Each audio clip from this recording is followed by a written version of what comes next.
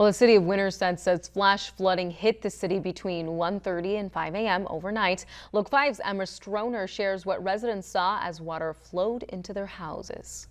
You're taking a look at water being pumped out onto the street right from this large puddle over here after flash flooding rolled through Winterset overnight. Now, some residents tell me they were hit pretty hard. Winterset resident Becky Eddy says before she was aware of the flooding, her dog knew something was up. She was weird. She usually just lays down and goes to sleep, but she was panting and nervous. Then she says she woke up at 4 a.m. to water entering her home. Our bedroom's in the basement.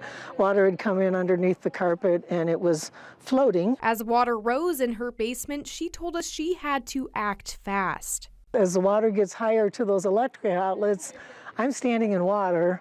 I really don't want to get electrocuted. And so we had limited time, so we tried to get some of the photos and that kind of stuff out. In her basement, she says she stored thousands of her late father's paintings and has lost many of them to water damage. Becky isn't the only one who experienced flooding into their homes. Resident Jack Jones says water was coming up their sewage. I noticed that while the water was initially coming in through the toilet, it was coming up through the pipe at an incredible rate, so I ran, grabbed a plunger, and held it in place as long as I could. The city confirmed that at least 5 inches of rain poured into Winterset within 3.5 hours overnight. The city of Winterset said Madison County Emergency Management is currently evaluating assistance needs for those needing disaster recovery. In Winterset, I'm Emma Stroner, Local 5 News.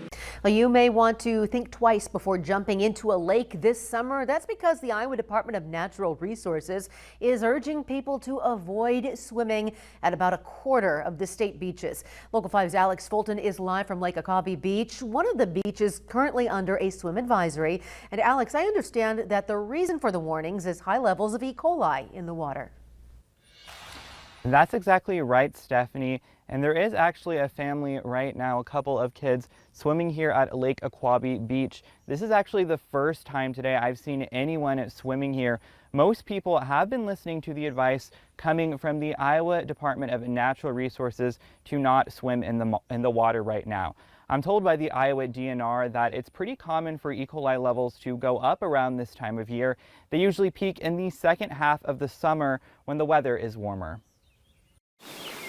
A sign at Lake Aquabi Beach lets people know that there may be an increased risk of illness due to high E. coli levels. There's a risk level up there that 36 in 1,000, or sometimes it's 33 in 1,000, depending on what math what you're looking at, could get sick. Daniel Kendall with the Department of Natural Resources says typically the DNR tests the water at Iowa beaches every Tuesday and Wednesday. Officials will perform tests for microcystin and 2 different ways to measure E. coli levels. If even one of the categories is above the Environmental Protection Agency's standards, the DNR will put out a swim advisory. I just looked at the numbers between this year and last year, and we're pretty much even on par for the number of advisories total at this point from what we had last year. People who swim in water with high E. coli levels run the risk of experiencing symptoms of stomach aches, diarrhea, and vomiting. If you're a person who has a weakened immune system, whether you're elderly or a pregnant person or a child, somebody undergoing chemotherapy, it can be much worse disease for you. It can cause hospitalization, even death. Amanda Starbuck with Food and Water Watch says Iowa's agriculture is to blame for the water quality issues. A recent study found that between 2013 and 2023, there were 179 times manure was discharged into the state's waterways. Some of it happens when there are these high-profile spills where maybe a manure lagoon overflows because of a flood, or maybe it damages and breaks, spills into waterways. But it can also happen just by, manure being spread on fields as a fertilizer. The Iowa DNR will release its next report on E. coli levels at Iowa beaches on Friday. Reporting live in Warren County, Alex Fulton, Local 5 News. This weekend, storms created a headache for a farm-to-table produce stand in Iowa. Local 5's Larissa Leone has a look at the damage and how the owners say they are working towards reopening. Stephanie, I'm here in Colo, Iowa, where this produce stand right here got a little damaged over this weekend's storms. But the owners tell me that's not going to stop them from getting fresh produce to you. Right off the highway, you'll find a family-run produce stand in Colo. The farm-to-table small-town staple was served a rotten dish from this weekend's severe weather. Wasn't an ideal way to start a Saturday. Sean McGuire oversees business at the stand located near his family's farm. He says although the damage is fixable, some produce was lost and operation is temporarily on pause. Just chaos, you know, everything we've been working on for the last 5 years wiped away. Yeah, it was a terrible feeling. The stand isn't run by an attendant. It's open to the public, and to keep the prices low, it operates by honor payment, allowing people to grab what they need and slip money in the deposit box. And a big seller has been the pecani sauce and the hot dog relish. Sean's mother, Brenda Kimberly McGuire, is the heart and hands behind the produce stand, making sure the items you purchase are the best quality Iowa's farms can offer. At my age, having something like this is really great. I do all the canning, so when things are starting to turn, then I use them and make the can things, and then we sell them in the stand here. A role her and her family have been in for generations. We started serving families in the 60s, and we wanted to do it something that we would want to have, and so we were very careful and did what we wanted to have. It was for families. No matter what Mother Nature brings, the McGuires say their stand and love for bringing fresh food to the community can weather any storm. We were able to get it turned over and be able to service customers that same day. Now for the next 10 days, this stand won't be operational. You can still go up to the house and get produce through them, but they say that after that 10-day benchmark, they will have a surprise for all of their customers. In Colo, Larissa Leone, Local 5 News. And many people who rely on food pantries and soup kitchens will have to battle the heat just to get a meal. Local 5's Alex Fulton checked in with the people that serve them about the new challenges that arise from the heat. The extreme heat can create a new set of challenges for food assistance organizations. Despite the challenges, 2 Des Moines organizations remain committed to serving food to people in need. Frank Cordero is staying busy to prep his Tuesday community dinner. He's with Des Moines Catholic Worker, an organization that provides free meals 5 days a week. We'll probably see anywhere between 80 to 120, 130 people. When it's dinner time, the door is left open so everyone can access the Catholic Worker home. But on hot days, it can quickly warm up inside. When it's hot, it's really difficult to serve a lot of people in a small space. And we open up the backyard. Cordero says the heat tends to bring out behavioral issues in the people he serves. Warmer weather makes everybody, on edge. People are very quick to argue. Over at St. Andrew's Market, Maury Bryant always stocks the shelves with plenty of water bottles on hot days. Well, we just put in some, and it goes pretty quick. Another priority is making sure the community fridge's fan system is working as it should. The thing that does concern us from a mechanical standpoint is making sure that our refrigerator doesn't get overheated. No heat-related challenge will deter either Des Moines organization from fighting food insecurity. Most days it's not life-threatening to go out in the street and walk. These are folks who have made it a profession to survive on the streets and look invisible. And yet their numbers are growing and they're at risk, life-threatening risk. And our community should wake up to that. Des Moines Catholic Worker and St. Andrew's Market need volunteers to help run their programs. If you are interested in helping, give the organizations a call. In Des Moines, Alex Fulton, Local 5 News. Oh, fans all around the world are mourning the loss of Ozzy Osbourne. The heavy metal legend has died at the age of 76. Local 5's Larissa Leone joins us with how those right here in Iowa are remembering the Prince of Darkness. Well, Stephanie, that's right. His death comes just a week after reuniting with his Black Sabbath bandmates and performing a farewell concert for fans back in Birmingham for the very last time. And we spoke with some Iowans on the impact he made right here in the Hawkeye State. Many credit English native Ozzy Osbourne as the Prince of Darkness, though the heavy metal legend has shined quite a light on listeners around the world and here in Iowa. Over at ZZZ Records, owner Nate Neiswanger says he's saddened by the news of Osbourne's death, noting that his music continues to reach many generations and has recently become popular amongst youths. Yeah, Black Sabbath does sell, and Ozzy Osbourne solo records do sell very well. Even tapes and CDs do pretty well here. And again, it is kind of that younger demographic that's driving it. Though as many of the new generation discover the magic of Osbourne's music, there are some who remember him from his earlier days. Rock and roll! Brand manager of radio station 95 KGGO, Jack Emerson, says Ozzy had a huge impact on his life. If you go back to the days in late 60s and early 70s of Black Sabbath, their album Paranoid was the third album. Emerson was present at the infamous concert here in Des Moines back in 1982 when Osbourne bit the head off of a bat. We didn't see it. We couldn't see the audience from where we were. We could see Ozzy and the band, but we couldn't see it. And anyway, the show ended, and two of his handlers had him by the arms and were walking him off stage. And we were, "Hey, Oz, great show." And he didn't say anything. We didn't find out till the next morning that the bat was a snack. And Ozzy Osbourne's cause of death as of now has not yet been determined, but he will undoubtedly be missed by many fans. The Warren County Fair is off to a toasty start, but that isn't stopping people from showing out. Local 5's Alex Fulton shares how people are keeping cool at the county fair. It is the first day of the Warren County Fair, and if you can tell from the sweat on my face, it is hot out here. No matter the weather conditions, though, the fair will be open through its duration with some precautions.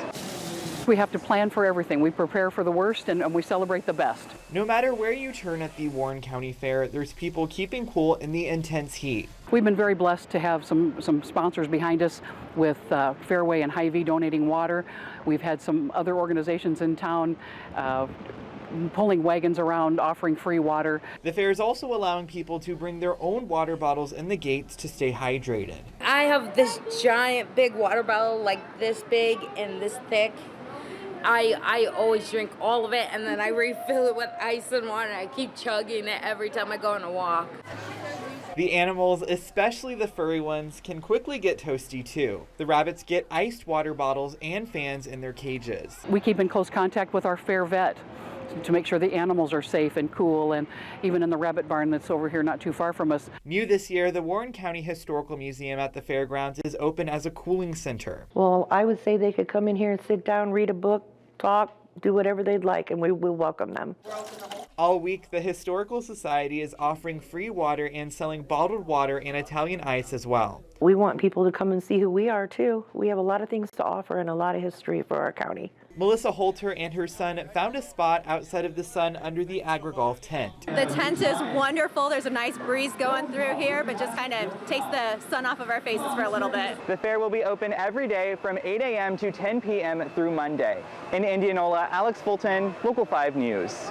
It has been a big day for the Clive and Waukee community. Ava Grace is returning home after being in the hospital for 22 months. Local 5's Emma Stroner shares her story and how her friends and family feel to have her back. After nearly 2 years in the hospital and a heart and kidney transplant, Ava Grace has finally come home today. She was born with a rare heart defect and a 40% chance of survival, but she's defied those odds and shown just how strong she is during years of medical procedures and hospital stays. Her mom, Christina, says being home is the best medicine for Ava. If I know anything about Ava, nothing's going to hold her back, and she is just overjoyed to be here. Being home is the best medicine, being surrounded by her community and her friends and just doing normal 13-year-old things. I know that's going to do her body and her heart so much good after so long in the hospital. Ava is now 13 years old, and Christina says she's got a lot on her docket now that she's home, including learning to grill and shopping with her friends. Whatever Ava may be up to in the coming days, Christina is just thankful to have everyone together again. It's the little things that you learn on this journey not to take for granted, and something as simple as being able to be home all together on a Saturday night and let her grill, like that is something I've dreamt about as I've been at Ronald McDonald for the last 22 months. After 682 days in the hospital, she'll get to reunite with one of her best friends, Lainey, who's known her since kindergarten. She's very spunky and kind of sassy, but she puts her foot on business and has her own opinion. It still feels like a dream that she's here, and her experience has been like a roller coaster. There's been ups and downs. Ava will be returning to school as a 7th grader at South Middle School this fall, and she'll be surrounded by countless teachers and classmates who are happy to have her back. Emma Stroner, Local 5 News. RAGBRAI riders wrapped up day 4 of the event by rolling into Iowa Falls tonight. Local 5 photojournalist Brandon Wynn spoke with a few cyclists on what they're enjoying the most about the journey. It's an incredible giant rolling party, and I've never seen something with so many people so well organized for what it is. You can literally start a conversation with anyone, and it could go on for hours. It's very fun. There's so much of everything to RAGBRAI. I continue to catch myself just astounded by the beauty of Iowa. This is my first time in the state, and everything from the vastness of the cornfields to the incredible beauty of even the windmills spinning as they're generating electricity. I'm taken aback by the beauty of Iowa at large. I just want to say that I have so much gratitude to all the people of Iowa. Everyone has been incredibly welcoming. Every small town we go through, they bring out everyone. They're cooking food for us, opening up their houses for us, allowing us to fill up our water bottles. I've seen nothing but just so much raw humanity, and it really has restored my faith that we're all one people in this incredible country. Yesterday, after I got done with the 100-mile loop, I wasn't doing very well. I was shaking. I was about ready to collapse, and some people came over to me and said, "Hey, are you all right?" And they got me to a shady spot, and they got me some water and some food, and that was very nice. Everyone's very nice here. It's really fun to just, ride from town to town. RAGBRAI riders had a cloudy and drizzly start to their morning. It's almost the end of day 5 for the thousands of bikers who are closing in on completing the over 400-mile-long course across Iowa. Local 5's Megan McPherson spent some time checking in with riders, talking with them about their journey and the interesting weather they've braved along the way. As you can see behind me, thousands of RAGBRAI riders making their way out of Iowa Falls this morning. Now, normally RAGBRAI cyclists do not wish for rain, but after a few days of brutal heat, humidity, and headwinds, these riders tell me that the cooler forecast in store for today and even that overnight rain that they saw here is providing some much needed relief. Cyclists are now well past the halfway mark on this year's RAGBRAI, with more than 250 miles behind them and another 51 to go today as they roll into Cedar Falls. The relentless heat has been a true test of endurance, pushing even the most prepared riders to their limits. And for first-timers who have never taken on this many miles, the combination of distance and extreme temps has been brutal. But it's in that struggle where the spirit of RAGBRAI shines through. Strangers looking out for each other on the road. I had a couple of people notice that I was struggling in a town yesterday and pulled me off to the side and say, "Hey, let me go get you some water. Can I get you some Gatorade?" Even when the miles feel impossible, newcomer Trent Seed says it's the little touches of Iowa nice that have kept him going this week. There was about 1,000 times when I thought I need to get on the sag wagon, but I didn't. So it's just all the little things. Riders can expect cooler temperatures moving forward, a welcome shift as they pedal through that final stretch and eye the final tire dip in the Mississippi. And today, riders are repping their alma maters for College Jersey Day. It's a very fitting theme for today's ride as they'll end the day in Cedar Falls, home of the UNI Panthers. In Iowa Falls, Megan McPherson, Local 5 News. Well, this year's Healthy Kids Iowa program is close to halfway over with the end of summer fast approaching. It lets Iowa families pick up a box with between 9 to 16 specific food items from area food pantries. But as Local 5's Alex Fulton reports, the first year of the program has proven to be challenging for pantries. Normally, families would use their summer EBT card to purchase food at the grocery store. But in May, the USDA approved the Healthy Kids Iowa program. That meant food pantries like the Johnston Partnership had to begin serving families through a brand new replacement program. Pink signs that show families what they can and can't get through the Healthy Kids Iowa program at the Johnston Partnership. We're learning as we go. Executive Director Andrea Cook says by being in the program, Weekly, she's received twice as much food as normal. Anybody who goes to the grocery store knows if you're bringing twice as much home, you got to figure out where to put it. So that's been a challenge. Cook found a place to put the extra inventory about half a mile away in the fridges at Wallace Elementary. It comes in the door, and then we're kind of figuring out whether we have the space for it or not, where else it's going to go on our shelves and everything else. The partnership needs 4 to 7 more volunteers a week to handle the extra work of getting the food to and from the school. We've calculated that we probably could have added 2 staff positions for the summer just for this program alone, if that's the only job they were doing was this.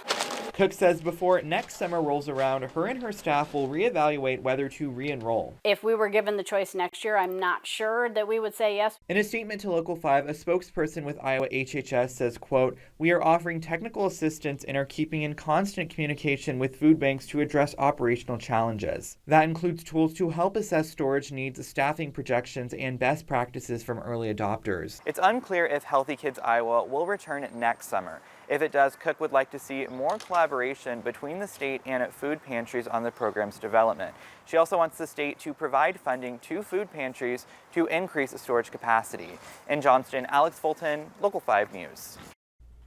Iowa HHS stresses that Healthy Kids Iowa is a pilot program. Surveys will be sent out to select families to evaluate satisfaction, food security, and eating habits. This evening, West Des Moines Community Schools hosted a listen and learn session for their proposed bond referendum that will take place on November 4th. Local 5's Emma Stroner is here to share the details and what this means for the West Des Moines community. Yes, Stephanie, I learned that there's many items on the docket that West Des Moines parents want to see under this bond referendum. During the listen and learn sessions that happened this evening and on Wednesday, they shared what means most to them and their children. The bond is projected to be between $80 million and $135 million and will be used on infrastructure improvements to West Des Moines community schools. Chief Financial Officer Kurt Subra says it will give them the funds that other budgets can't cover, including money from PPEL and SAVE revenues, as well as their general operating fund. We really need to look at a bond, but we have borrowed against both PEPL and SAVE. We have some of that money obviously left each year to spend on these types of things, but it's obviously not enough to tackle some of the larger projects. In the second half of the session, the community pitched in with their thoughts. One mother says there needs to be more focus on the arts. Everybody does talk about STEM, but I like to think more of STEAM with arts. Athletics always takes so much of the priority, but arts is something that people do for a lifetime. Another concern for parents, the alleged lack of natural lighting and windows inside the buildings and directional signage all around. Board of Education member Finette Elliott says it's important to hear these worries because it informs what the board and other officials need to keep in mind. We did not go into this with the understanding that we know it all. We went into it where it's very critical to get parents involved. We also learned from the session that this bond would increase local taxes anywhere from $123.70 to $313.34 annually, depending on the type of property and how much the bond will be. The board will discuss what will be funded by the bond referendum on August 11th. Then they'll finalize that on August 25th, and the community will vote on November 4th.